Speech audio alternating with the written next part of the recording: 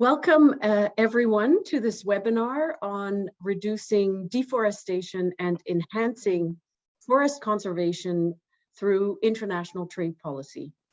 I'm Natalie Bernasconi and I am the Executive Director of the Europe Office of the International Institute for Sustainable Development. We are extremely pleased to be partnering with the Government of the United Kingdom to deliver this webinar. I don't know how all of you have experienced the current ongoing crisis, the pandemic, and how you may have found moments of peace and comfort. But for me, it has been long walks in the forest. I've taken in the smells, the sounds, the colors of the forest in this past year with an intensity never experienced before. And I know I'm not alone. Forests allow us to connect with nature and have a profoundly emotional quality. Meanwhile, we know that huge areas of forest are destroyed each year to make way to farms, to ranches, or urban use. And according to some statistics, an average 2,400 trees are cut down each minute. It's only natural that consumers don't want to be part of this destruction. And so we consumers stand in our supermarkets and we study the multitude of products, searching for labels that will comfort us and tell us that we are not complicit in forest destruction when we choose to buy one product over another. Consumer action like this can have impacts beyond the boundaries of where a product is purchased. Obviously, it can impact production on the other side of the globe. Today, we will look at some of the commodities that have been identified as most relevant in the context of deforestation and conservation. We will discuss the main characteristics of various voluntary sustainability standards and certification schemes as applied to cocoa, palm oil, soybean, and timber. The voluntary standards world is multifaceted and very complex. And IISD has done a lot of work to shed transparency on the use and effectiveness of these standards. And we are very thankful for the support by the Swedish government for this work. But today, we will go beyond the world of private voluntary standards to look at how and if trade policy is dealing or could deal with deforestation and forest conservation. As we will see, international trade agreements have already incorporated provisions aimed at forest conservation, and there is a growing interest in linking the voluntary standards world with the trade world. In terms of our agenda today, we will begin with an introduction to sustainability standards and explore the characteristics, effectiveness, and scalability of these standards for reducing deforestation and enhancing forest conservation and regeneration. We will then look at novel approaches included in international trade agreements to reduce or eliminate deforestation and conserve forests. After examining some of these novel approaches, we will look at potential synergies between measures embedded in international trade agreements on the one hand and voluntary standards on the other. How can the two fields be brought together to help tackle deforestation? Each of these three areas will begin with one or two short presentations followed by a discussion by experts. After these discussion rounds, we will open the floor to the public for questions and answers.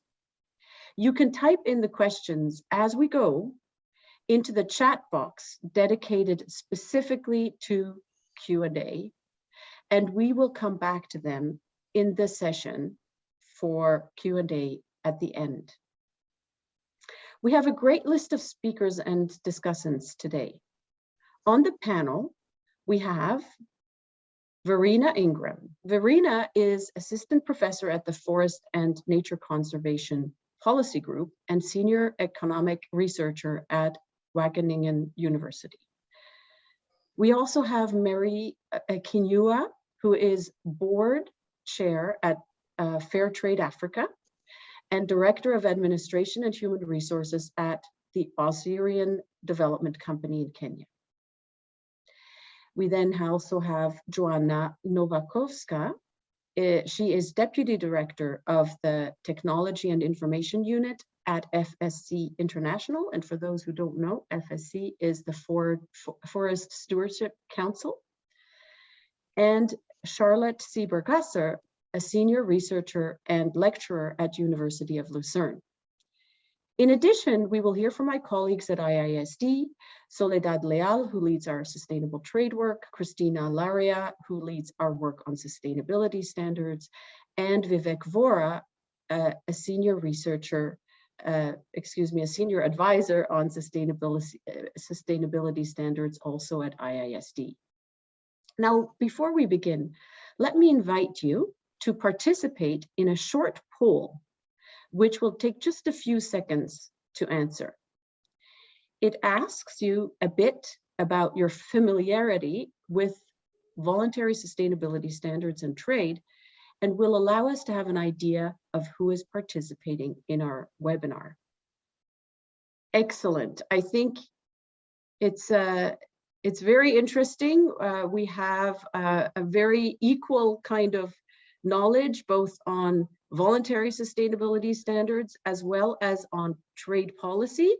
We have 20% very familiar with voluntary sustainability standards, and 61% somewhat familiar with sustainability standards. Not familiar at all, we have 19% on voluntary sustainability standards. On the other hand, for trade policy, we have 28% very familiar in the field of trade, somewhat familiar, 54%, and not at all familiar, 18%. Let me share the results with you. And you will see that this is quite balanced crowd here, and quite familiar in both areas. And of course, this is interesting because it really is a world that doesn't interconnect very often and very much on the one hand, people working on voluntary standards, and the other on trade policy. So thank you very much. I think now we can go straight to a short intro by Cristina Laria, my colleague. And Cristina, the floor or the screen is yours. Thank you very much, Natalie. So forests provide us with clean oxygen, safe water, and contribute to soil health and fertility. They are also critical in mitigating climate change. Approximately 2.6 billion tons of carbon dioxide are absorbed by forests every year. Wild forests are also home of 80% of terrestrial biodiversity. According to the FAO, approximately 1.6 billion people rely on forests for their livelihoods. Needless to say, forests are essential to our lives. Next slide, please. However, as we all know, wall deforestation continues. While the net loss of forest area has decreased from 7.8 million hectares per year in the 1990s to 4.7 million hectares per year during 2010-2020, deforestation rates are still very high, particularly in Africa and South America. In Asia, deforestation rates are also very prominent, with over 20% of forests regenerated through plantation. So what are the driving forces of this deforestation? Next slide, please. So the main drivers of deforestation in Africa, South America, and Asia are, first of all, the expansion of commercial agriculture, with cattle, soybean, and oil palm plantations responsible for 40% of tropical deforestation, and subsistence farming accounting for 33%. Timber logging, for its part, and harvesting fuel wood are main drivers of forest degradation in these regions, which tend to lead to further deforestation. Cocoa cultivation has also been identified as a main driver of deforestation in Côte d'Ivoire, Ghana, and Ecuador. Next slide, please. So, cocoa, palm oil, soybean, and timber. This webinar focuses on these commodities responsible for significant forest loss, while also being essential for a large number of economic sectors and for millions of people around the world. They are part of global value chains, which means they are traded as raw materials or in early processing stages, transformed and manufactured in other countries as final products, which are then consumed by end users who are far from the production site. The lack of visibility of the production practices and methods behind the chocolate bar that we eat or the table that we work on and their impact in forest is increasingly a concern in producing countries, but also in consuming countries. Next slide, please. So there is a growing level of awareness among actors involved in international trade, such as end consumers, value chain actors, and policymakers, of the need to protect forests. This raises very important policy considerations, since these forests are regulated by the jurisdictions where they are located.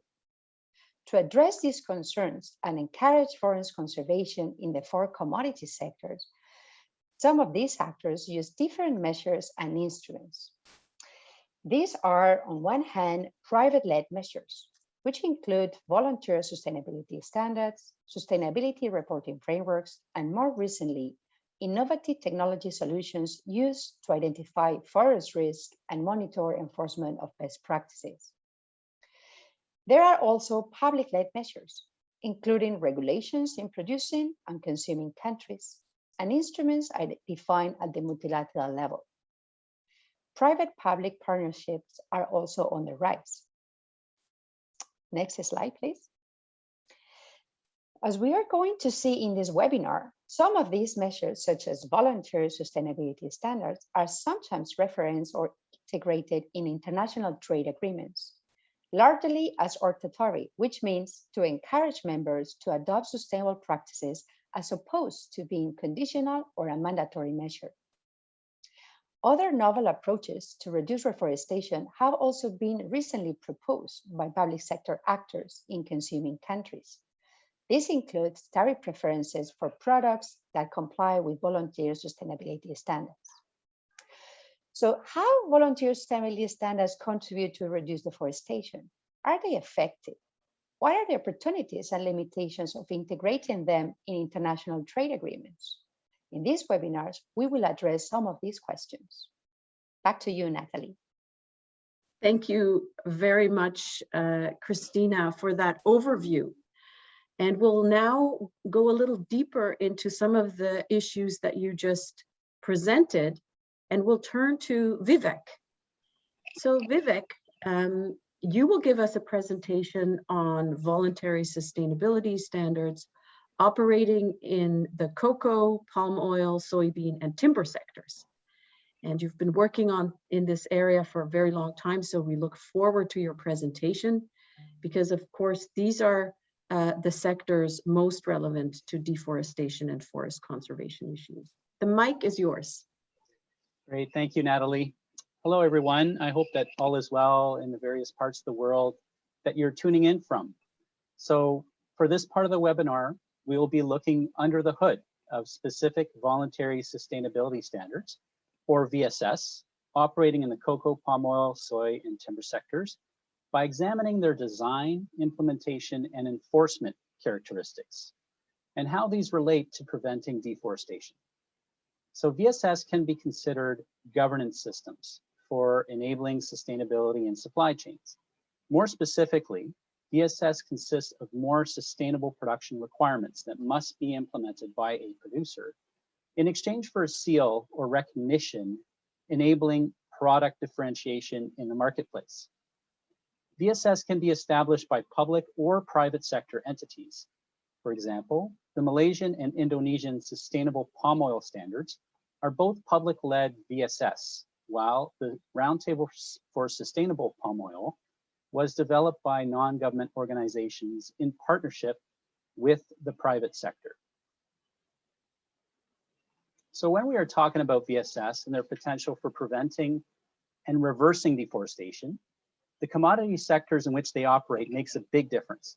So for instance, the forestry sector revolves around deforestation to extract timber, and a more sustainable forestry sector typically includes reforestation efforts after an area has been deforested. Cocoa and palm oil can be grown in agroforestry systems, which allow forests to coexist alongside agriculture. Cocoa production in particular is interesting due to the large number of family farms involved in its cultivation, who can be open to conservation efforts with the right incentives, which can take the form of carbon credits or payments for ecosystem services. What is certain is that agroforestry systems are much more effective at preserving natural environments and biodiversity than monoculture plantations where only one crop is grown. Species richness drops by 11% when you go from a forest ecosystem to an agroforest system, compared to a 46% drop in species richness when you go from an agroforest system to a monoculture plantation. Looking under the hood at VSS designs, we see that there are many provisions for protecting the environment, both directly and indirectly. Directly through requirements for producers to maintain natural habitats and ecosystems, and indirectly by requiring producers to lower pesticide use and greenhouse gas emissions. The VSS listed in this table have more or less the same measures to protect the environment. In terms of specific provisions for preventing deforestation, again, most of the VSS we looked at have forest protection requirements. Where they differ is in the cutoff dates associated with land conversion practices. For instance, the Rainforest Alliance and the Roundtable for Sustainable Palm Oil do not certify farmers who have converted areas with high biodiversity, conservation value, or carbon stock, which often includes forests, after 2005, while the cutoff date for the Proterra Foundation standard is 2008. The organic standard is more flexible. Farmers need to show that they have not converted valuable natural environments to agricultural land 5 years prior to becoming organic certified. Both these approaches have their advantages and disadvantages when it comes to preventing deforestation. There are fewer standards who require their producers to restore natural areas, and even less that specifically require reforestation. Both the FSC and PFC standards require their producers to have forest management plans aligned with the national context in which they operate, specifying sustainable timber harvesting with reforestation efforts that they need to follow. Most VSS deforestation prevention requirements are based on protecting areas with high conservation value or carbon stock. Identifying areas of high carbon stock, the image to the right of the slide, is based on the amount of carbon found in a particular area. A threshold is established to determine areas considered to have high carbon stocks that need to be conserved. Establishing areas of high conservation value, the image to the left of the slide, includes not only environmental, but also community and cultural considerations. The high conservation value approach, which originates from the Forest Stewardship Council, led to the establishment of the HCV network based in the UK to assist organizations in implementing the high conservation value approach to conservation. Next slide, please. To implement their standards, VSS assists their producers in different ways, ranging from establishing clear approaches to adopting more sustainable production practices, such as the high conservation value approach, to providing funding for smaller producers to make the investments needed to produce more sustainably. To become more inclusive, some standards have started tailoring their requirements for producers with varying capacities. One example of this is the continuous improvement approach adopted by the new Rainforest Alliance standard, where a minimum number of requirements need to be met to become certified, with additional practices that need to be adopted over time to remain certified. For the most part, VSS offer producers capacity building support for the adoption of more sustainable practices. They also offer their producers with access to new markets, as they are often linked with corporate sustainable sourcing commitments. Next slide, please. VSS chain of custody or traceability approaches can also have significant implications on preventing deforestation. The four approaches commonly used by VSS have varying levels of traceability and costs. Identity preserved provides a greater level of traceability, but is more costly as it provides traceability down to the source of production. Segregated allows for VSS compliant products to be mixed with other similar VSS compliant products from other origins, but must be kept separate from non-compliant material. Mass balance allows for mixing VSS compliant and conventional products together while accounting for their volume ratios as they move up the supply chain. Book and claim uses a credit system to make sustainability claims. Under this scheme, companies can claim to be supporting the production of VSS compliant products without having to source and track standard compliant materials within their own supply chains.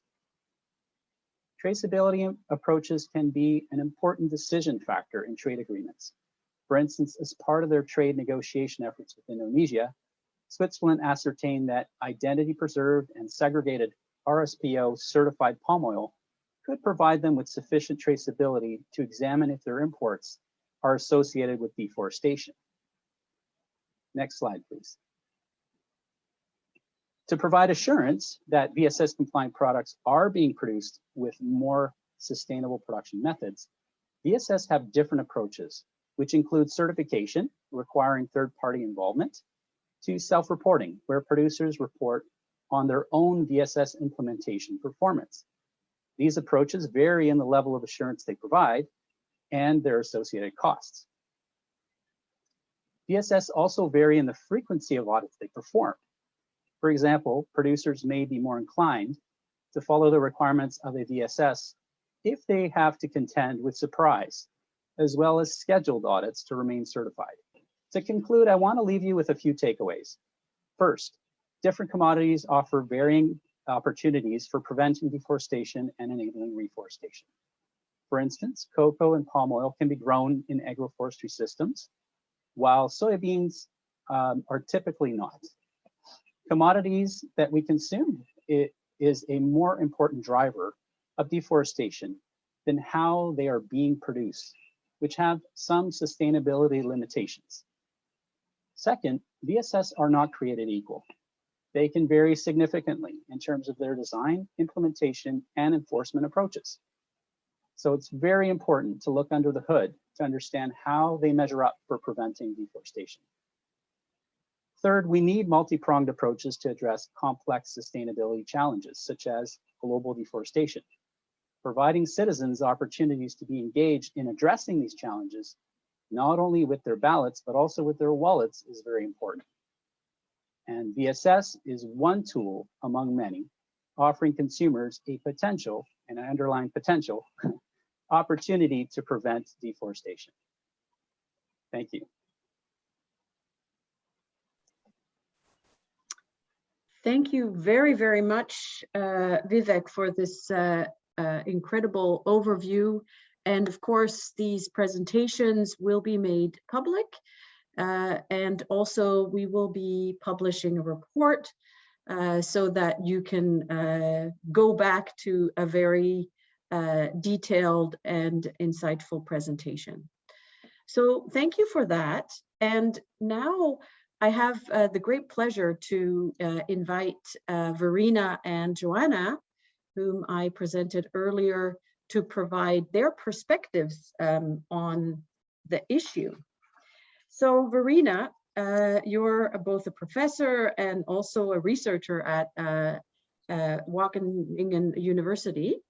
And I wanted to ask you, have voluntary sustainability standards been effective in reducing deforestation and conserving forests? Because we already heard, I think, a word of optimism on the one side with all this information that Vivek shared, but at the end also a little bit of caution and saying we have to look under the hood. So what like I said, how effective have these standards been? And what are the enabling and limiting factors that influence the effectiveness of voluntary standards to reduce deforestation while enhancing forest conservation? So in other words, or simply put, what has worked and what hasn't worked? Yeah, so thank you. We did a study looking at the evidence of not just voluntary sustainability standards, but also other value chain driven approaches. So we looked at landscape approaches, public-private partnerships, corporate pledges, regulations, and due diligence that all work through a value chain.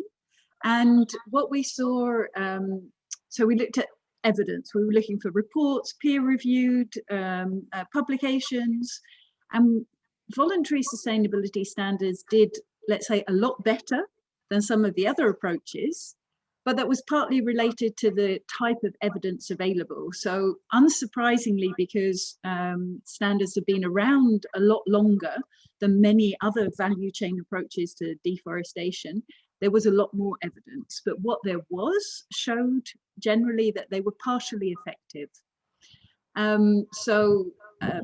Mainly at preventing local deforestation, and here's maybe straight away an answer to your question about enabling. So mainly because they looked at plot and farm level, and very few standards look wider onto like a landscape level. And also they're mainly looking at historical, so preventing deforestation, looking through the lens of one commodity. So that means looking at leakage. So from one commodity to another, from one area to another, this whole concept of telecoupling, distant interactions, that was not a major factor within voluntary sustainability standards. And also because it's looking very much through this lens of individual commodities, that means new frontiers of deforestation caused by commodities. And we looked at cattle, cocoa, coffee, palm oil, soy, and timber. We saw that the new frontiers are typically where there's less use of sustainability standards. They tend to be in the old historical deforestation hotspots, let's say cocoa in West Africa. But in the new areas, let's say Liberia, Myanmar, we don't find much certification. So therefore, it's difficult to say it's effective when it's not even there. And also, I think, you know, we looked at mitigation, and very few of the standards are, like Vivek just presented, looking at restoration. It's more looking at protection, ensuring that not more deforestation happens than has already happened after a given baseline.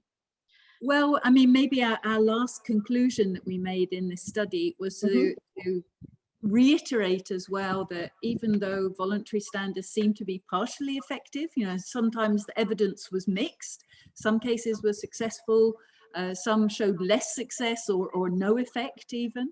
But we recommend that a combination of different approaches is used. So this idea of voluntary sustainability standards being a magic bullet, we've, I think, long since dismissed, but very much going in through different tools to look at the issue of deforestation and degradation and fragmentation from different angles. So, and we see that each different approach has something to offer that can contribute to solve.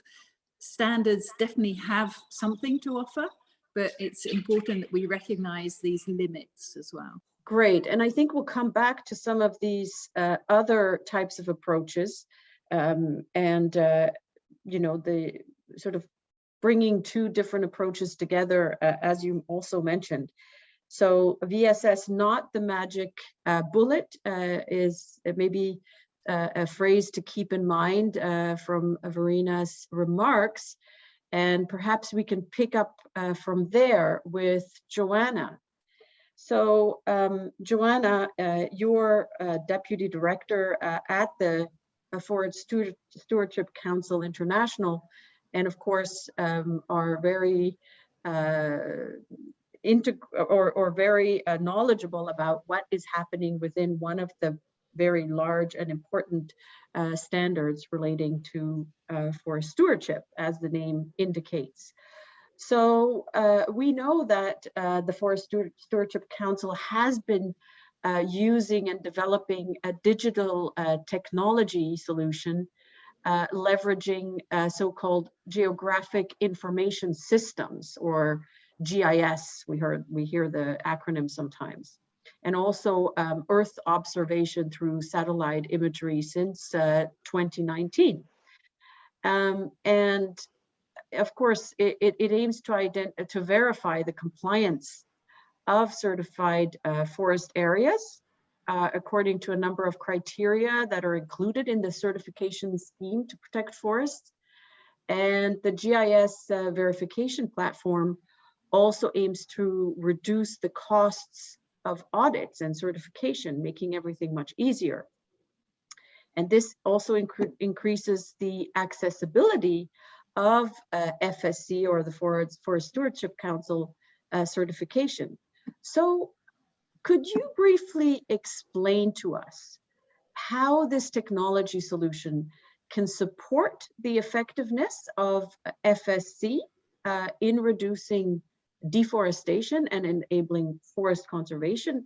And would it be possible for this technology to communicate forest risks in certified areas and related sustainability information to value chain actors and even end consumers?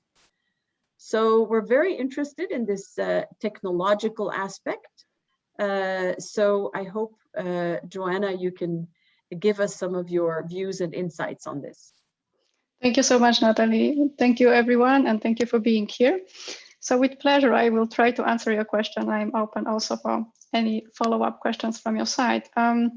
Your first point was to address how the GIS portal or technology of a geographic information system can help us to increase effectiveness of fighting deforestation. In our specific case, in case of FSC's FS, in reducing deforestation, it can help through increasing effectiveness of our audits.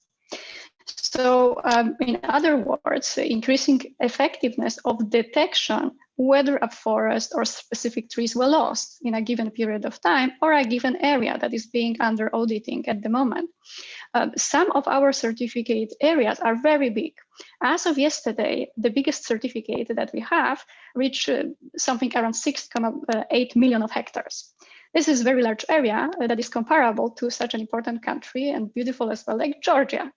Of course, only part of this specific certificate is under management, and majority of this area is actually not subject to any forest management activities. But even though, try to imagine that you are traveling to part of Georgia or any other area for that matter, and think how you even prepare for that. I think to make the best out of it, you would probably consult some maps, you would look at the website, you would check what are the weather conditions, what kind of means of transportation you have available, and how much time you overall have to visit this area.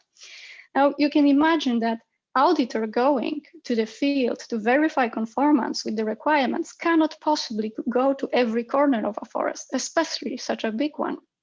And imagine that you would not have during your travel access to this information like website or maps in advance, and you could only consult them after you get there, for example, from the local tourist office. So I'm sure you did it, and I'm sure you had a great time during your travels. And our auditors in similar ways spend a lot of time on preparations, consult different type of information, and also being in the field, try to make the best out of it and trying to be very diligent in searching for possible non-conformances.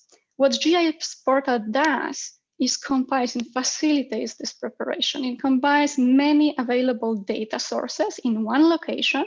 And moreover, what you already mentioned, Natalie, we developed a special algorithms that help in a few clicks to run objective, methodologically wise analysis against certain chosen FSC requirements.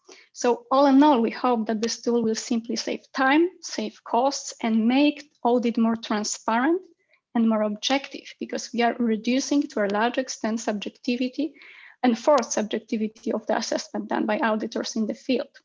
Your second point in this area was how this kind of technology can also increase or support conservation.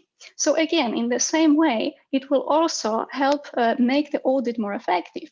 For example, having layers of conservation areas in a certificate area, we can see how establishment, the location of this conservation areas fits in general scheme, whether, for example, it really matches conservation areas designed by government or other organization. Does it, in other words, make sense that this conservation area is here and not in the other spot of the forest?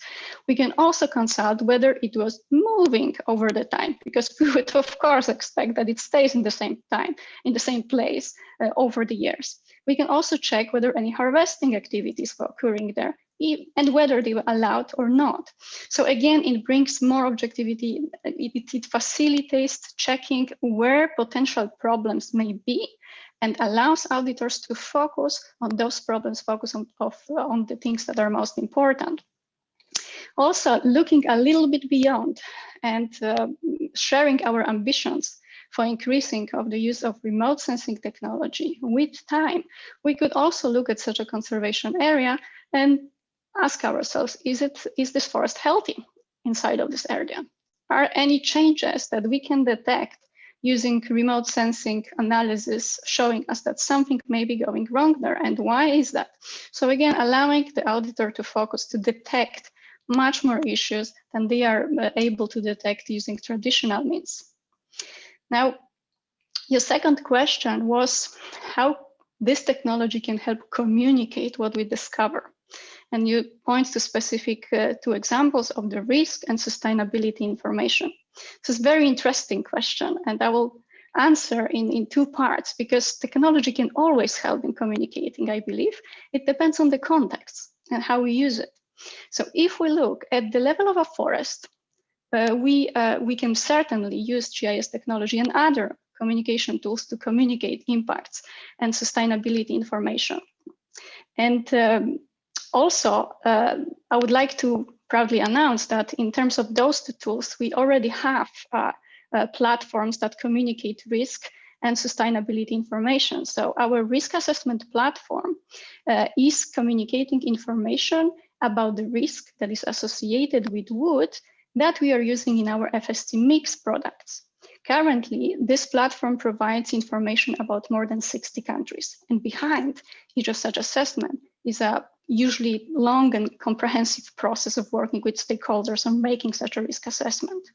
Our impacts dashboard, our very new tool, is communicating and sharing information about our impacts that are originating from independent scientific studies that were done about FSC and compare FSC area and our effectiveness with non-FSC areas. So we are very excited to have it, and we are hoping that with time we will be populating it with much more information. So now, if we look beyond forest level, if we ask ourselves, how could we transport the sustainability or risk information from the forest throughout the supply chain up to the consumer and making relatable to a product? I hope that all of us attending this very webinar are very aware that this is far more complex and difficult to do, because supply chains are very complex, and you can only imagine what needs to happen to our tree after it leaves the forest and before you can see it as a table, a tissue, a paper, or many other products that you can imagine to be made from wood. So in this area, also technology does already provide certain solutions. However, in order to make it most effective, many other part of system, FSC system or any other system, I believe, needs to be adjusted as well. So what we are specifically doing in terms of supporting traceability, transparency, and use of technology is that we are changing our standard towards requiring more quantitative data, different types of data. We are also testing blockchain technology. We are also changing our reporting system from largely PDF-based to a digital database of where we can make far more insightful analytics. based on what is happening, what we collect on the ground nearly in real time. So it's really a huge step for FSC to take in terms of our effectiveness and transparency. With all of those tools combined with technology like GIS, helps us definitely to communicate. But what is even more important, it helps us to increase the reliability of this data because it is evidence-based. So what we communicate at the same time is far more reliable than if you would be doing this otherwise. And I think I will stop here. Thank you so much. Thank you very, very much, Joanna. This was fascinating. And you're saying that this platform is publicly available, yes? So some of the platforms are, the most of what I showed, GIS portal specifically is currently open for access for certification bodies. It's a first release of this tool. And we are now starting using it. So auditors will start it using in this year. And of course, with time, depending on the interest, depending on the needs, we are happy to consider expansion. But this particular one is at the moment intended for auditors, for certification bodies. Yes, understood. I'm wondering, before we move on to more the trade issues, maybe Verena, did you want to respond or ask a question to Joanna, or vice versa also, Joanna? I mean, you kind of already built on what Verena said, but maybe Verena has some questions to you. Since you've done quite a bit of research, I'm sure you researched also the Forest Stewardship Council and how you know, the certification schemes work there. So I'm just wondering whether you have any questions or additional comments after having heard Joanna. Yeah, well, I think it's really interesting what FSC is doing, and it's an example of where we saw converging approaches. So one of the other approaches we looked at was due diligence mechanisms, and this kind of traceability and monitoring and tracking was one of the approaches that we see has really grown in the last few years. And I think that what's novel about what FSC is doing is that it's FSC doing it itself, but making it publicly available rather than a kind of independent NGO third party. So my question then will be to Joanna, who do they see, because I'm sure you can see from your site, who is using this tool? And you know, who is looking and tracking and monitoring? So many of those tools are relatively new. Some of them are older than others. So what we see that basically the audiences that we were intending them for are the audiences that we are seeing. We have also several other tools that are not so maybe worth to highlight in this webinar that are also very often consulted, but our regular stakeholders for us, a representative of our membership or our network partners or any, for that matter, person who is somehow associated with our system. And if we look at the risk assessment platform, it was built mainly to support implementation of one of our standards that is related to FSC mixed products. And indeed, this platform is used by this audience. It's made publicly available. And also our staff is consulting this quite often. But the audience, the certificate holders, the people associated with audits of that particular standard or scope of FSC requirements is using it. Impacts dashboard is relatively new, but we've been experiencing incredible boom and popularity of this tool. This is something also that we have been working for many years. And here, complement in your side, Verena, this is exactly why we build it, because we want to learn from research. Research for us is an extremely important source of information about ourselves because it's done independently.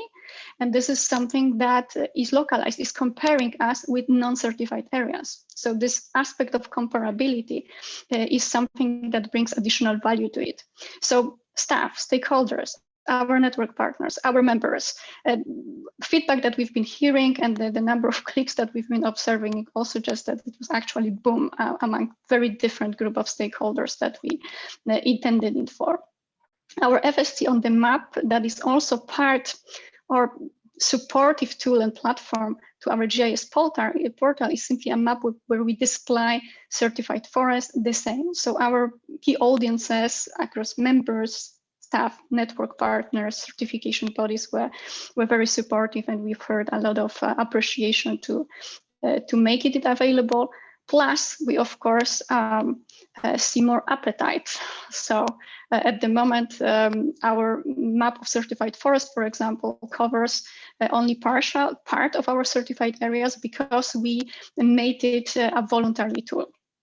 And many stakeholders seeing that and asking for that for a long time suggest to us to make a next step and make provision of boundaries mandatory. Indeed, as a secretariat, as the organization of FST, we would like to indeed move into this direction. However, I would like to stress that our standard development process is very collaborative, democratic process. So we are not the only ones to decide about it. It needs to go through specific process before it is made in force. So all in all of these tools that we are developing are really aiming and helping us to look at the forest, which is the core of interest of all of us here, to be seen in a new way, in a more objective, transparent way, and improve our system based on what we see there. Yeah, that's great. And I think that, you know, these kinds of technologies and the way they are made accessible to a larger audience will improve with time, because of course it's not, you know, it may not be as user-friendly at the early stages and may become much more user-friendly and therefore accessible to more different stakeholders. So I think that will be interesting to talk about a little bit later as well. So in terms of, so definitely an improvement for compliance and you know, accessible to a large number of people who can help ensure compliance. So that's a very interesting development.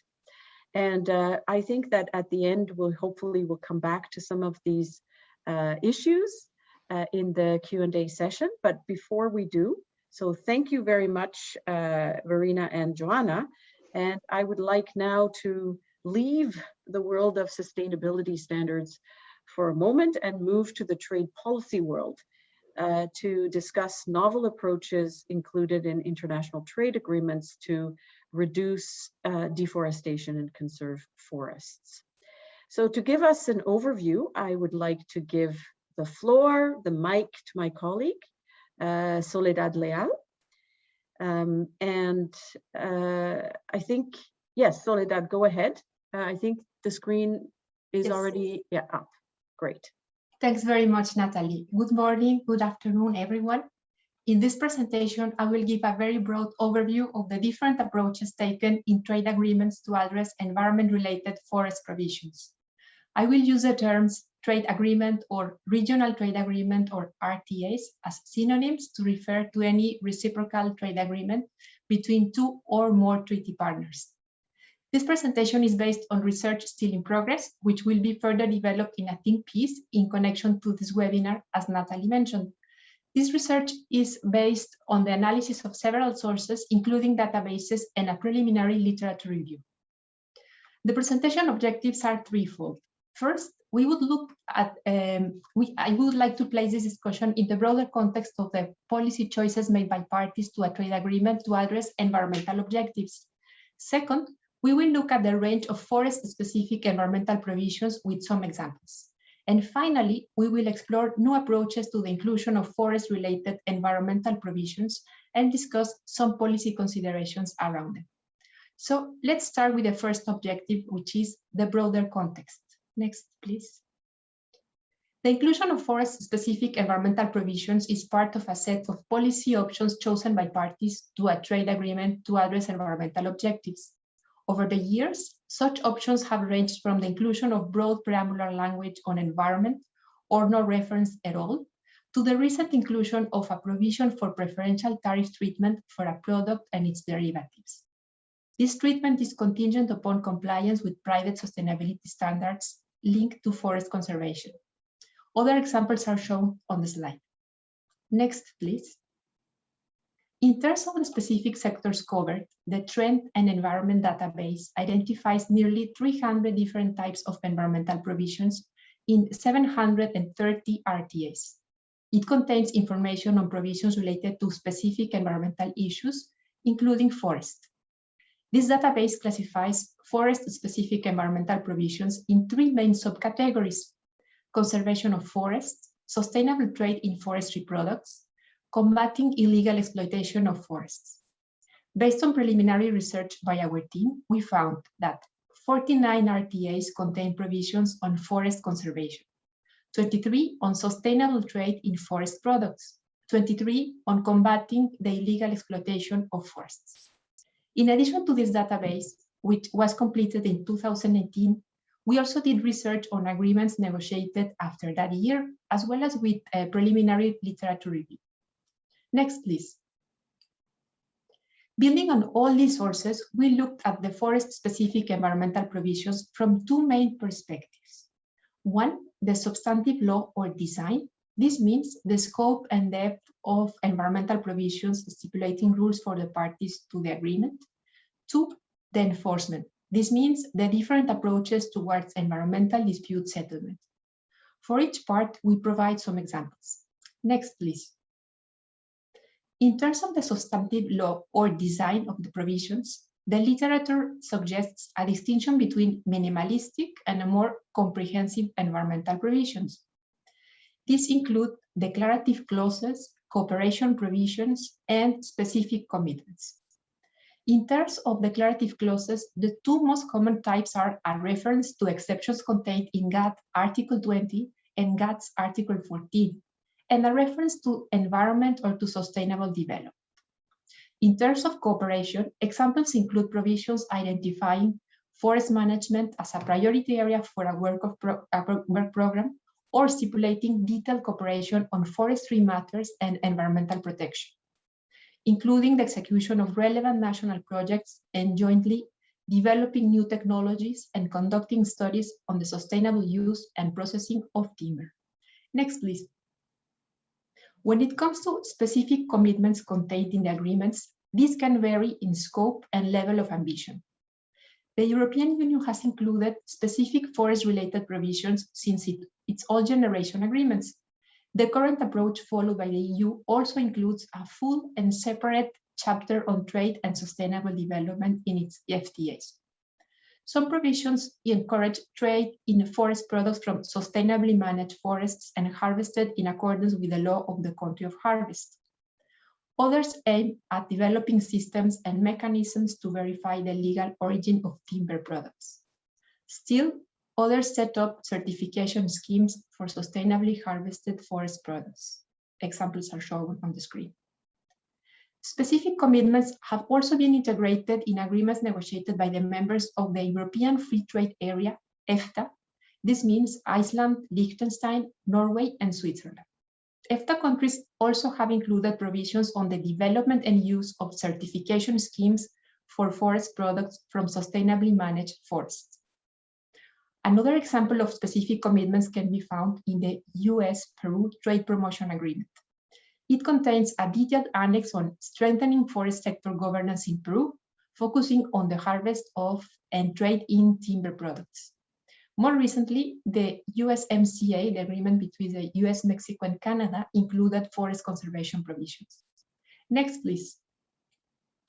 In terms of enforcement, scholars have identified 3 main approaches, namely a minimalist approach, a soft quasi-judicial dispute settlement, and a hard quasi-judicial dispute settlement.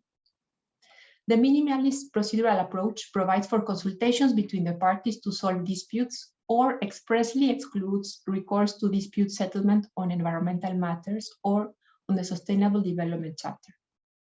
The soft quasi-judicial dispute settlement approach can be found in the EU's new generation FTAs. This approach has 3 procedural phases. According to this approach, first, parties must hold consultations aimed at reaching a mutually satisfactory resolution of the matter. In the absence of such resolution, a panel of experts is established following an adjudication model. Then the panel report is implemented based on discussions between the parties, taking into account the panel report. The hard quasi-judicial dispute settlement provides for the use of the general dispute settlement mechanism under the FTA. includes the right to adopt trade sanctions in the event of non-compliance. Next, please. I will now turn to the third objective of this presentation, which is to address new approaches to the inclusion of forest-related sustainability provisions in FTAs. Here, I would like to explore with you the Comprehensive Economic Partnership Agreement, CEPA, concluded between EFTA countries and Indonesia. This agreement provides for preferential treatment of sustainable production of palm oil and its derivatives. CEPA Chapter 8 contains a provision, which is Article 8.10, on sustainable management of the vegetable oil sector and associated trade. According to this provision, EFTA countries will grant preferential treatment to products shown on the screen, which meet sustainability requirements. Through this approach, CEPA becomes the first FTA introducing a regulatory distinction between conventional and sustainable production. While this provision and the entire Chapter 8 are not subject to the CEPA dispute settlement provisions, the importing parties in EFTA countries will establish domestic control systems for its implementation. In Switzerland, this means that the importers of Indonesian palm oil and palm oil derivatives must prove certification, as shown on the screen, to benefit from CEPA preferential tariff treatment. Next, please. This new approach, of course still untested, has given rise to very interesting policy debate. Questions raised by experts encompass a very broad range of issues. For instance, some experts are interested in observing whether this approach would create an incentive to move from conventional to sustainable production, as well as whether it could serve as a template for other agreements and or for other products. Other experts have pointed to the challenges arising from the dependence of this approach on private sustainability standards and its reliance on private certification processes, as well as the role of mutual recognition of standards if similar approaches were to be followed in other products or commodities. Other questions raised by trade experts relate to the extraterritorial application of measures based on a process and production method, PPM, and its consistency with the WTO law. While some trade experts consider that there is an evolution in terms of how a WTO panel would consider PPMs based on their design, others believe that the preferential PPM-based treatment may be inconsistent with WTO law. Other observers are of the view that this policy development should be completed by enhanced cooperation and technical assistance to increase its sustainability impacts. In terms of trade policy, a recent publication by Dr. Bonanomi and Dr. Tribaldos from the University of Bern suggests some pathways. These pathways include granting effective market concessions on a range of agricultural products, also in high-value processed goods from diversified farming systems, as well as inserting additional substantive provisions on non-tariff barriers or on the protection of intellectual property in seed production. As we have seen, the policy options chosen by parties to a trade agreement to address environment-related forest issues range from preambular language to the recent inclusion of a sustainability standard as a condition for preferential tariff treatment. These approaches give rise to very interesting policy considerations. They also open up possible mechanisms and pathways to build synergies between trade policy and voluntary sustainability standards to effectively reduce deforestation and enhance forest conservation at a large scale. This will be the subject of the next session. Many thanks, Natalie. Over to you. Thank you very much, Soledad, for that very comprehensive presentation. And I'm sure there will be some questions coming in. And again, it's a lot of information we're packing into some of these presentations. So be reassured that you can have access to them later on. You're absolutely right, Soledad. After this overview, we're going to look a little bit more at the potential synergies and the interaction between sustainability standards and trade agreements. And for that discussion, I have the pleasure of inviting 4 speakers to discuss some of the developments that you just exposed and potential ways to foster synergies. So let me begin with the first question to Charlotte. So Charlotte, as you heard, Siebergasser is a senior researcher and lecturer at University of Bern and has written about this and followed the EFTA Indonesia referendum very closely, I believe. So Charlotte, some of the proposed trade-related measures include, as we saw, preferential tariff treatment for sustainable products, while maintaining the so-called most favored nation tariff for non-sustainable products. So this distinction is made clear, and the treatment will be different depending on whether the product is sustainable or not sustainable. In your opinion, what could be the potential implications, the potential challenges, and also the opportunities of such approaches? In particular, what are the main policy questions raised by the inclusion of this famous now Article 8.10 in the Comprehensive Economic Partnership Agreement between EFTA countries, which includes Switzerland also, of course, where you're based, and Indonesia. So, and that article, just for recollection, is called The Sustainable Management of the Vegetable Oil Sector and Associated Trade. So Charlotte, maybe you can share your views with us. Yeah, thank you very much. With regard to, I mean, there's a lot of issues that we could discuss, and I'll try to really focus on the question that has just been raised with regard to the implications of this kind of regulatory mechanism, that you grant preferential market access for sustainable products, but then other products can still be traded on the normal MFN tariff rate. Now, this actually is the result of a very long debate that I've seen, particularly in Switzerland, that it was discussed whether we could not design our trade agreements in a way that they actually provide primarily incentives to switch from conventional to sustainable production. And so far, actually, this has not materialized in actual agreements. And the EFTA Indonesia trade agreement is the first trade agreement that is now finally including this kind of mechanism, which is really unique. It's the first trade agreement that tries this kind of approach with regard to incentivizing sustainable production worldwide.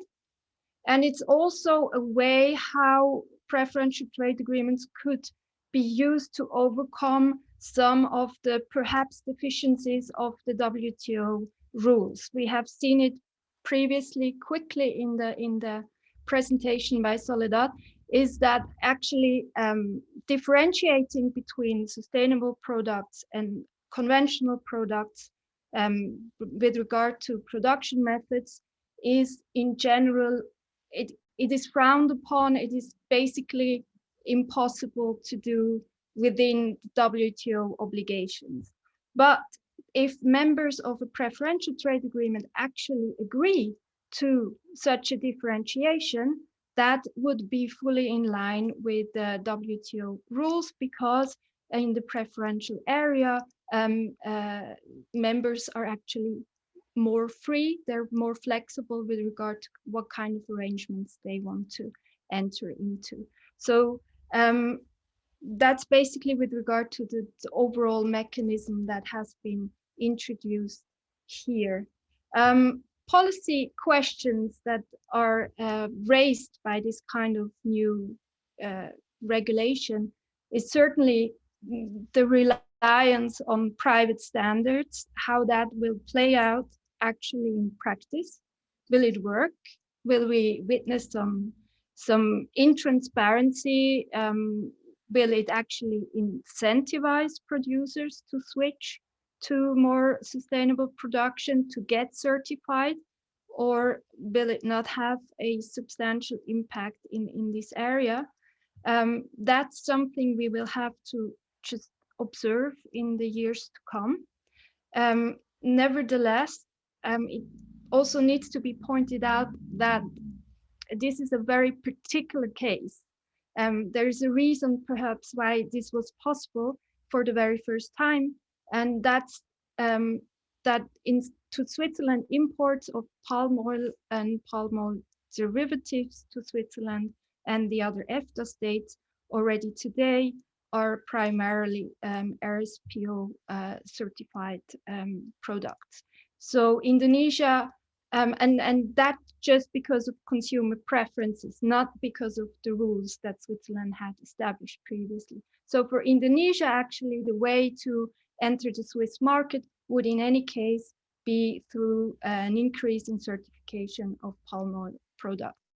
Now, they will get a certain amount of tariff reductions on certain kinds of palm oil imports to Switzerland. This will be a further incentive, perhaps, to some producers in Indonesia to actually try and enter the Swiss market, in addition to their other markets that they are already exporting. And just maybe one final remark, and something that sustainability, in my view, has to be seen a bit more comprehensively. And we're talking here still about exports of commodities, which we know from many years of experiences is not necessarily the most long-term sustainable way for countries to engage in trade.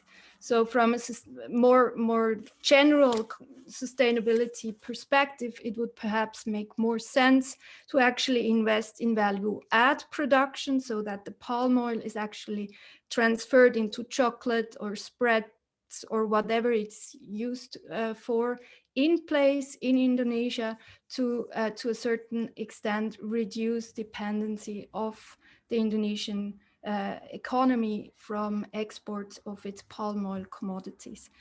That's just as an additional remark. Thank you.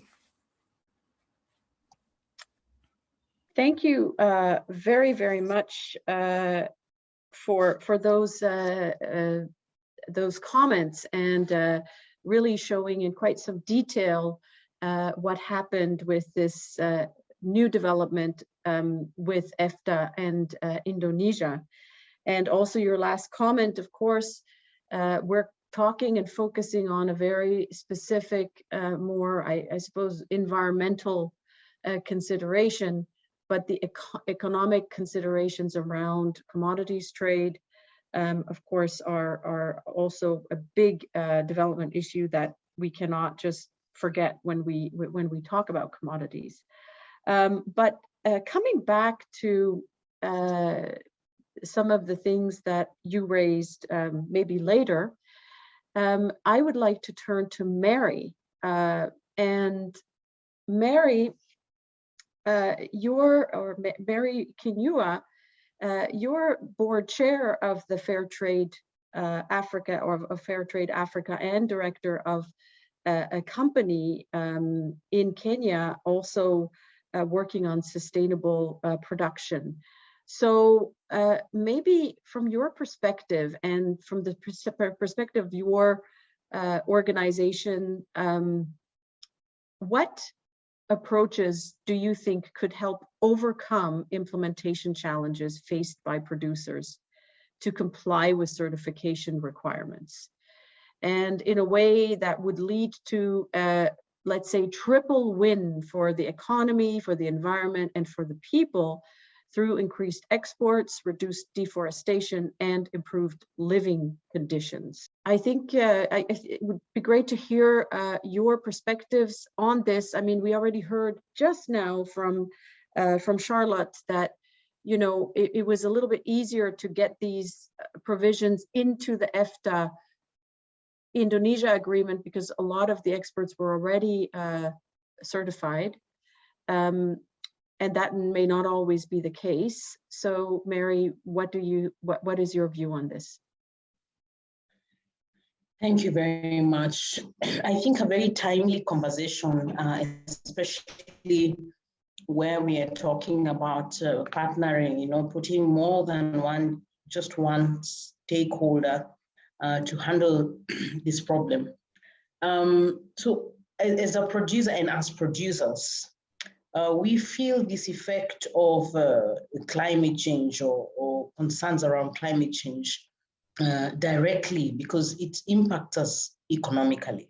So for example, a degree of rainfalls or a season changes, it means that directly it impacts our economic status.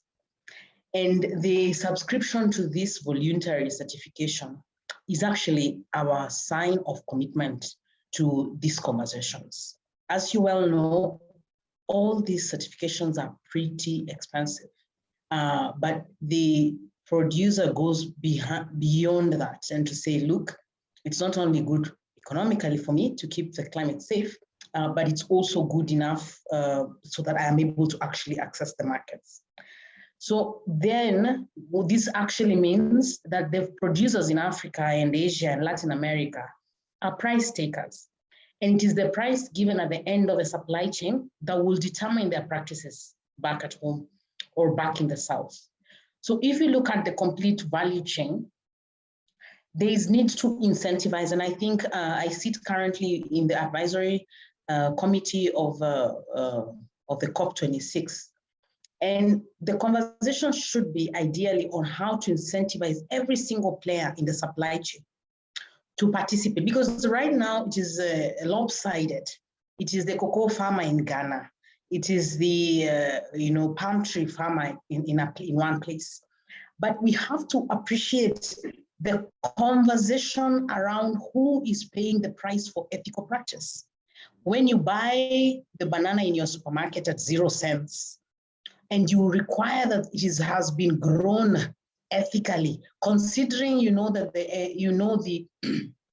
the cost of this growing ethically, because it's not free. For example, more use of organic chemical and fertilizer means an extra cost. The farmer will be as happy as the buyer to see sustainable practice, but we have to say, who is paying the price? Because someone will be paying for the price. My second point is on the coming together. So for example, in the flour industry, one of the biggest challenges is around the carbon emissions. And as far as we are concerned, there will be currently there are about 3,000 hectares of flowers being grown in Africa, whereas the rest is being grown, only at 10% is grown in the north.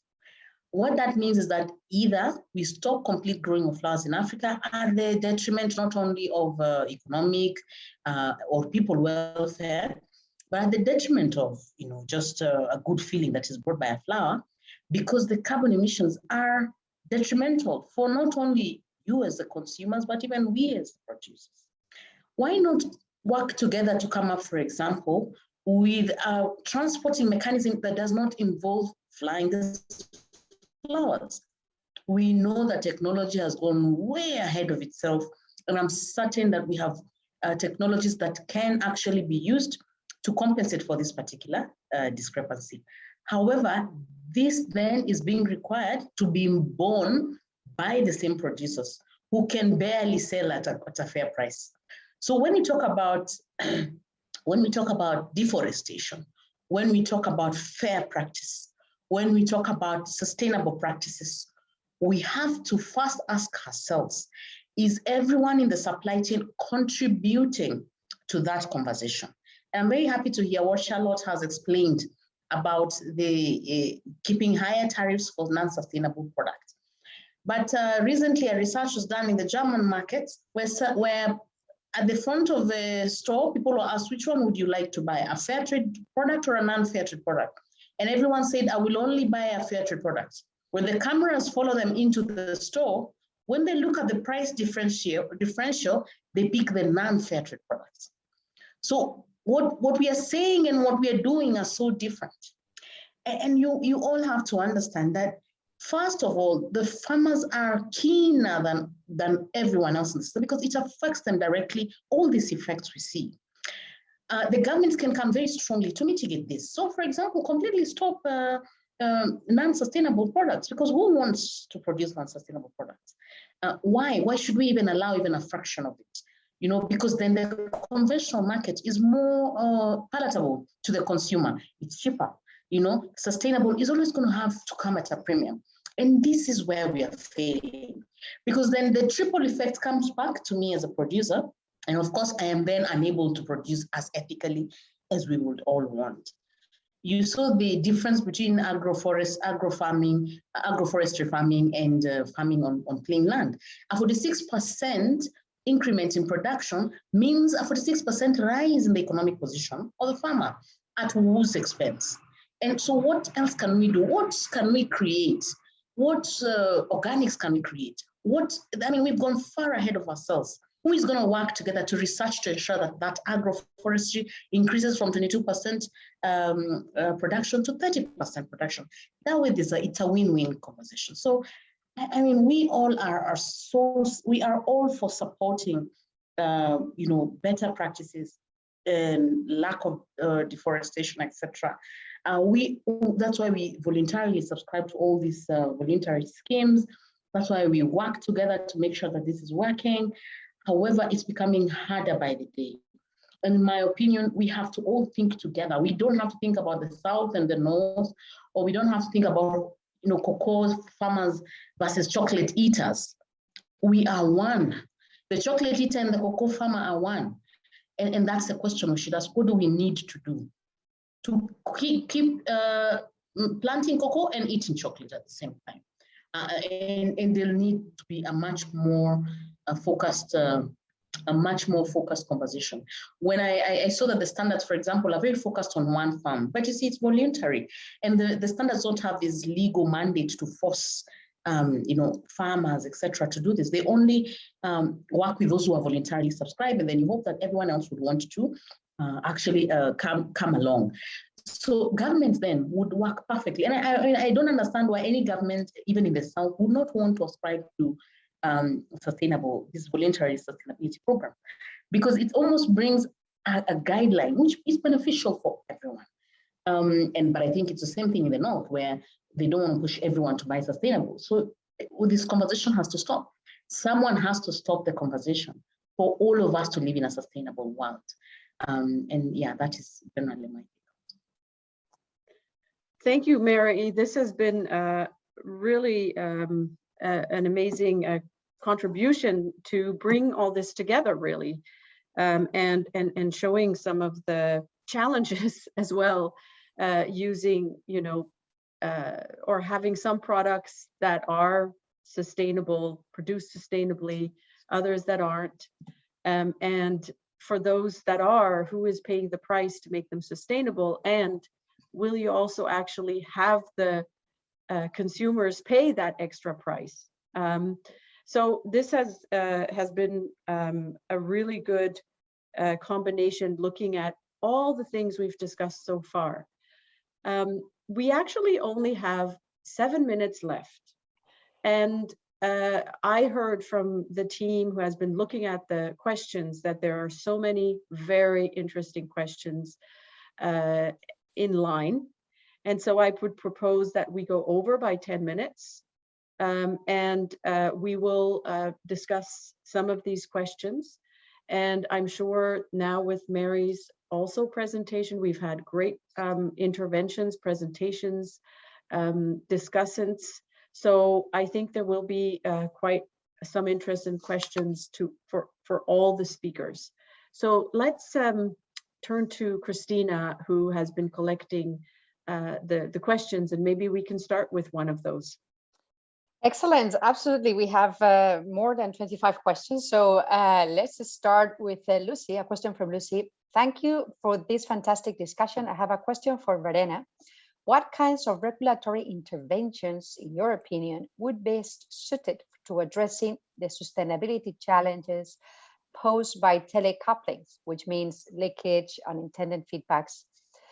Do you see a role for existing or future international agreements to address the environmental effects of Tele couplings through international cooperation? Yeah, good question. I think especially these international agreements, trade agreements are probably the one place where telecoupled links could be addressed, that many other like jurisdictional approaches or voluntary standards have difficulty. I think someone brought up a question about equity. That would be a big issue, like who is bearing the costs and also who is setting the standards. And these are, I think, like issues that come up again and again in international trade agreements.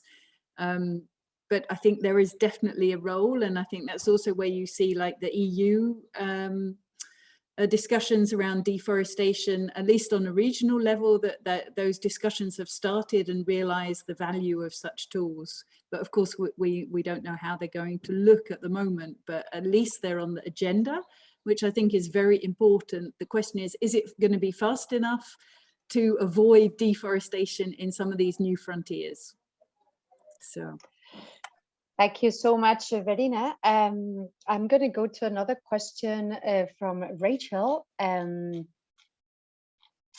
the top here. Do you think there is, I think we could go for either Soledad or Charlotte. Do you think there is value in creating similar agreements to FLET, voluntary partnership agreements for other commodities? As you know, FLET, tries to regulate, that timber coming to the European Union comes from legal sourcing, so can be accommodated to other commodities. Maybe a question for Charlotte, Soledad.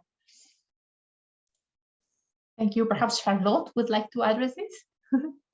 Thanks. I have to find a question. I didn't understand. So the FLECT, the EU timber regulation that requires timber entering the European Union to prove legality sourcing, like meaning that timber has been legally lodged, could it be applicable to other commodities? This kind of mechanism.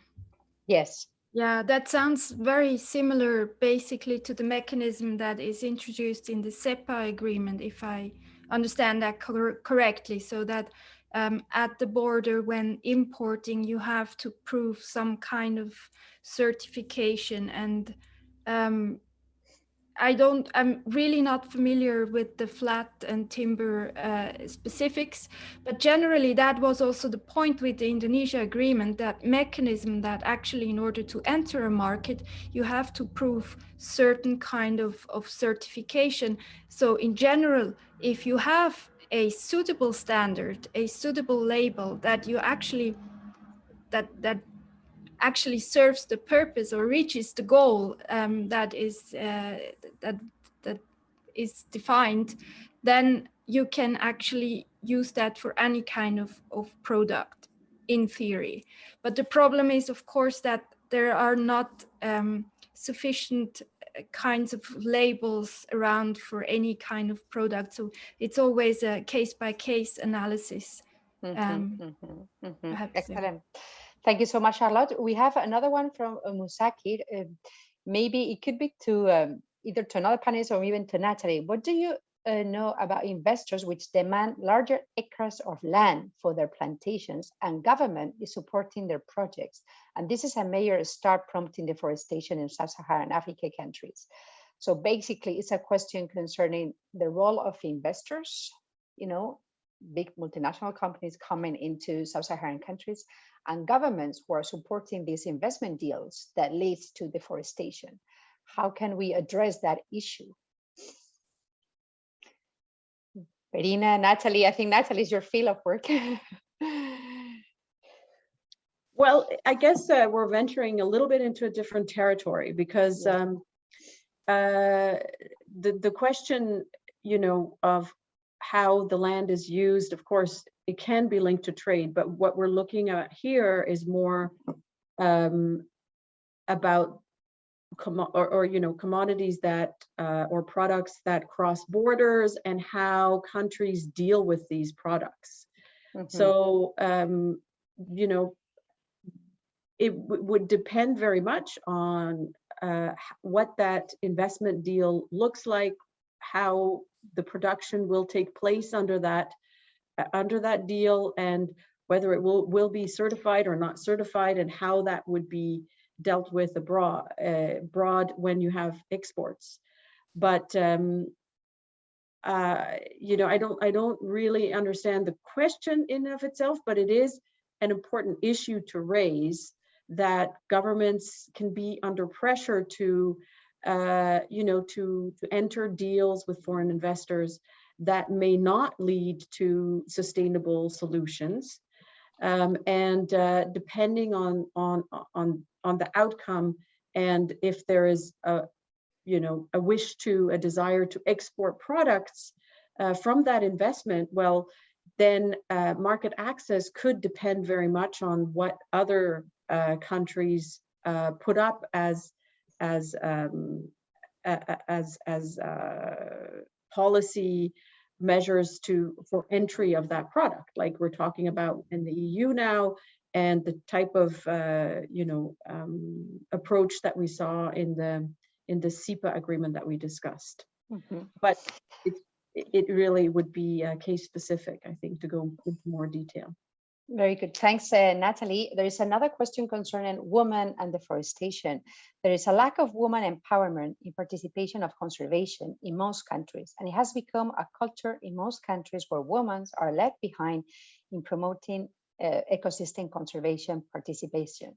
What can be done to proper implementation to reduce deforestation? I guess what can be done to engage women to properly enhance deforestation? Maybe Verena, can you address that perhaps? Or Vivek? I think maybe at the core of it, there's also an issue of tenure. Do women own land that they can make decisions about? And then you go to, is that land forested or not? And the decisions that a woman, but also in a household, in a society makes. So for me, like this tenure aspect, where many women don't have access to land rights is critical. Perfect. Thanks very much, Verena. A question to Soledad: what are the arguments against the compatibility of PPM, product production methods, with WTO law in the context of free trade agreements? Yes, thanks for the question. I think Charlotte has already addressed this question. I think Charlotte is of the view that if this is reserved to parties to the agreement, then the compatibility question would not be a relevant one, which is not the case in the context of the WTO.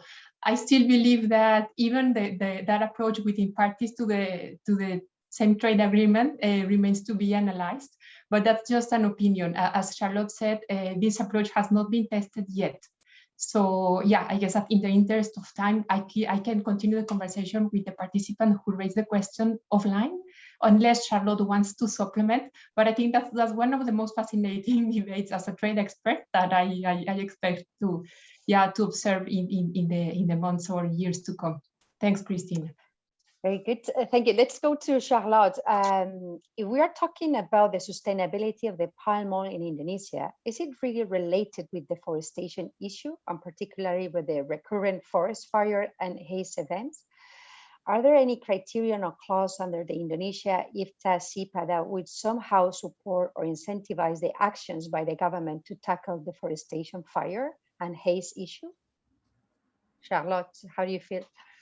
Well, the short answer to this question is no. It's really just about trade preferences for sustainable production. The government, that's actually the special thing about this agreement, that it is not forcing the Indonesian government to do anything. It just provides incentives for the producers. Okay, thanks very much, Charlotte. Just to say, there is a couple of questions on technology, but Joanna had to move to another meeting. We will address them in writing once we share the recording of the webinar. Interesting question to Verena. What is the possible impact of mandatory due diligence as a recent motion from the European Parliament if compared to other possible private and public tools? And what would be the function of voluntary sustainability standards in such an approach? Yeah, good question.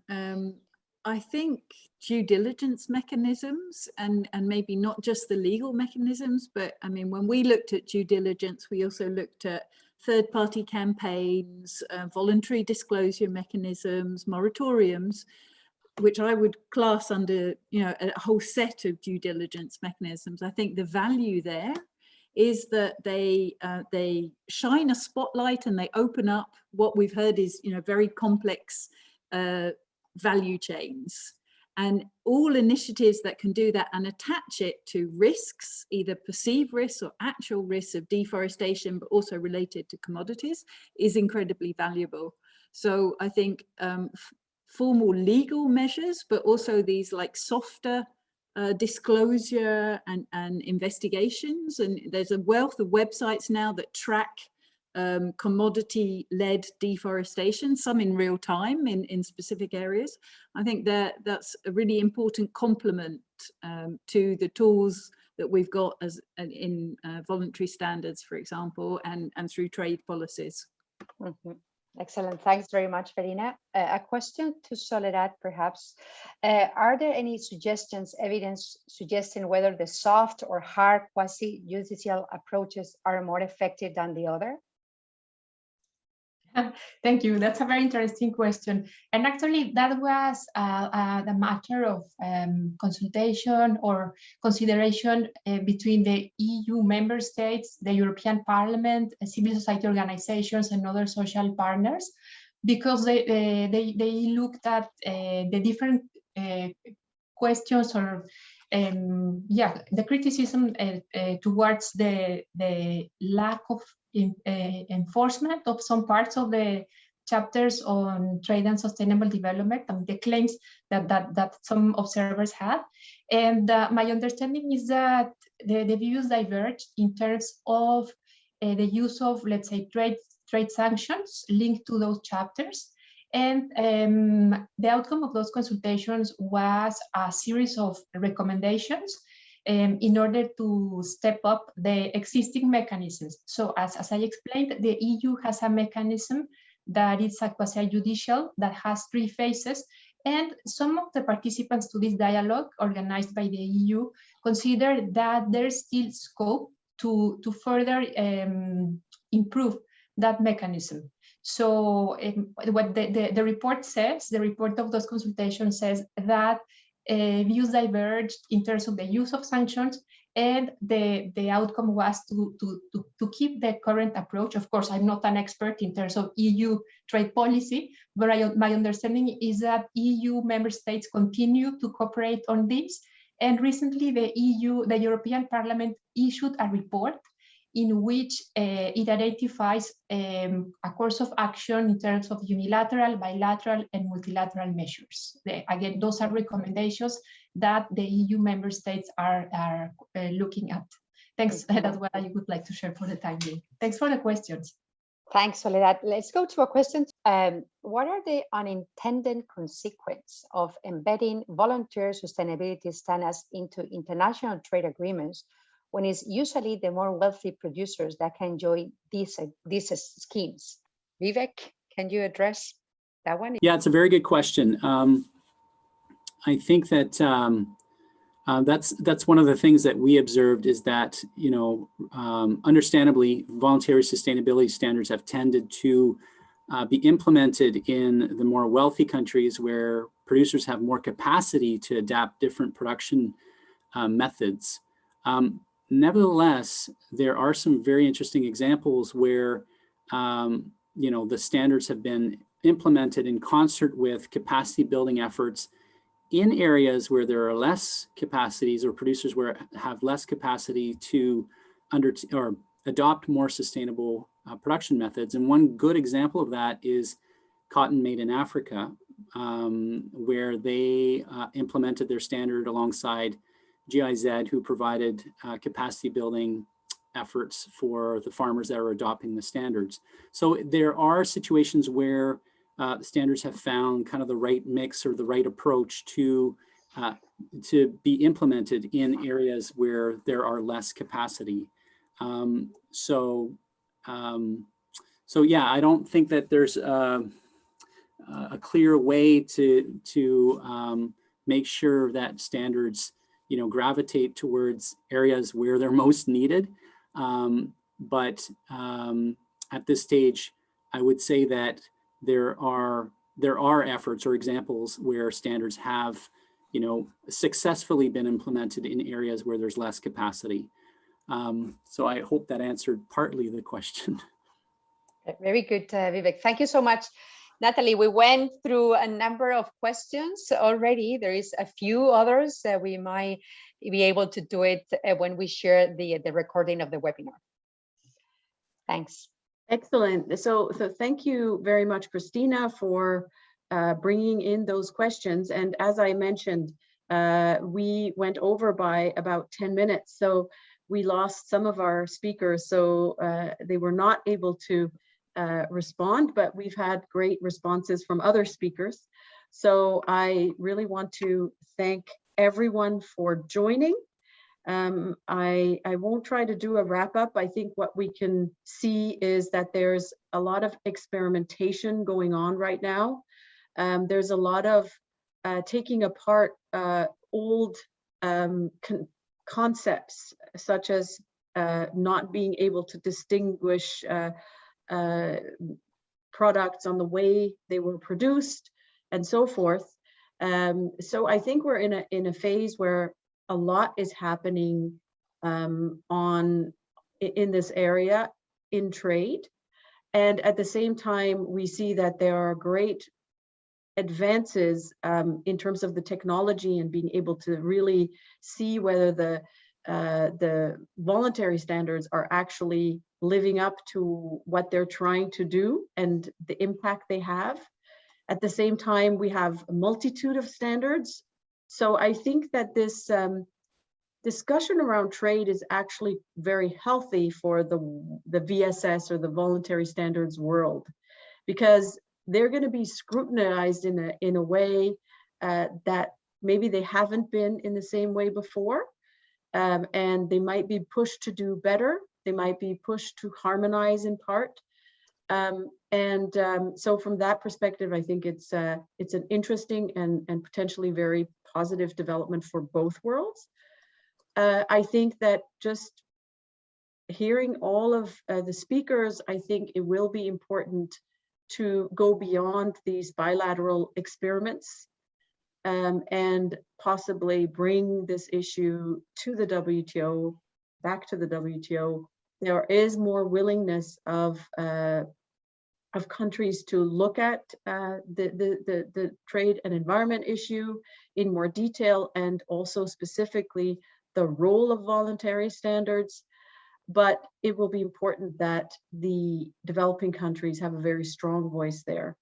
And in general, especially when it's a multilateral approach, developing countries can really mobilize to have their voices heard. So I think there's a lot going on and a lot of potential for really good ideas and solutions. And hopefully we can all contribute to that. And as Mary said, all become one. We all actually want the same thing, as she said. So thank you very much. And we'll see you again soon, I hope. Bye-bye. Thank you, everyone.